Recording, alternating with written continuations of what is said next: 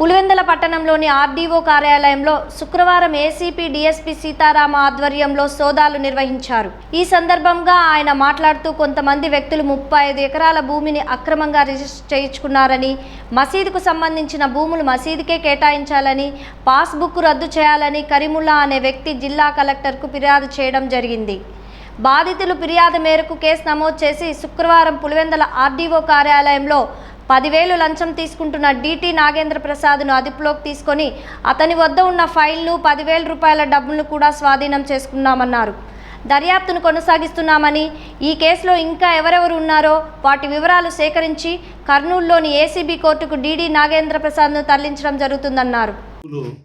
దాదాపు 35 ఎకరాల భూములను కొంతమంది వ్యక్తులు అక్రమంగా తమ పేరు మీద రిజిస్ట్రేషన్ చేసుకొని ఉండడం జరిగింది. పట్టాదారు పాస్బుక్లను కూడా వాళ్ళు పొందడం జరిగింది.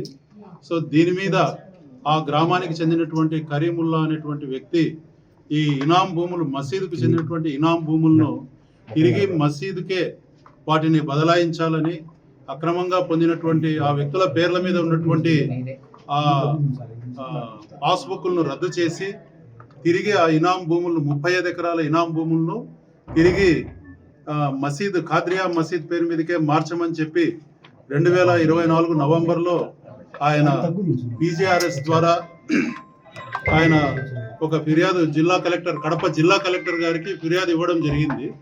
సో ఆ ఫిర్యాదు మీద ఫైల్ను ప్రాసెస్ చేసే సందర్భంలో సంబంధిత డిప్యూటీ తహసీల్దార్ అయినటువంటి నాగేంద్ర కుమార్ గారు ఈయనను ఫిర్యాదుదారుడైనటువంటి కరీముల్లాను ఈ ఫైల్ను ప్రాసెస్ చేసి ఉన్నతాధికారుల వద్ద ఆ ఫైల్ను కంప్లీట్ చేయించి అక్రమంగా ఉన్నటువంటి ఆ మసీదు భూములకు సంబంధించినటువంటి పట్టాదారు పాస్బుక్లను రద్దు చేసి తిరిగి ఆ పాస్బుక్లను ఆ భూములను మసీద్ పేరు మీదకి బదలాయించాలంటే ఖచ్చితంగా 10,000 రూపాయలు లంచం ఇవ్వాలని అడగడంతో విధిలేని పరిస్థితుల్లో ఫిర్యాదుదారుడు కడప ఏసీబీ డిఎస్పీ అయినటువంటి నన్ను సంప్రదించగా ఆయన ఇచ్చినటువంటి ఫిర్యాదు మేరకు నిన్న మేము కేసు రిజిస్టర్ చేయడం జరిగింది ఆ సంబంధిత నాగేంద్ర కుమార్ డిప్యూటీ తహసీల్దార్ మీద. తర్వాత ఈరోజు ఆయన ఆదేశించిన మేరకు ఈరోజు 10,000 రూపాయలు తీసుకొని వచ్చినటువంటి ఫిర్యాదుదారుని వద్ద లంచం తీసుకుంటుండగా తన ఆర్డీఓ ఆఫీస్లో లంచం తీసుకుంటున్నటువంటి డిప్యూటీ తహసీల్దార్ నాగేంద్ర కుమార్ను నేను మరియు మా సిబ్బంది రెడ్ హ్యాండెడ్ గా పట్టుకోవడం జరిగింది. ఆ ఫైల్ కూడా అతని దగ్గర నుంచి స్వాధీనం చేసుకోవడం జరిగింది.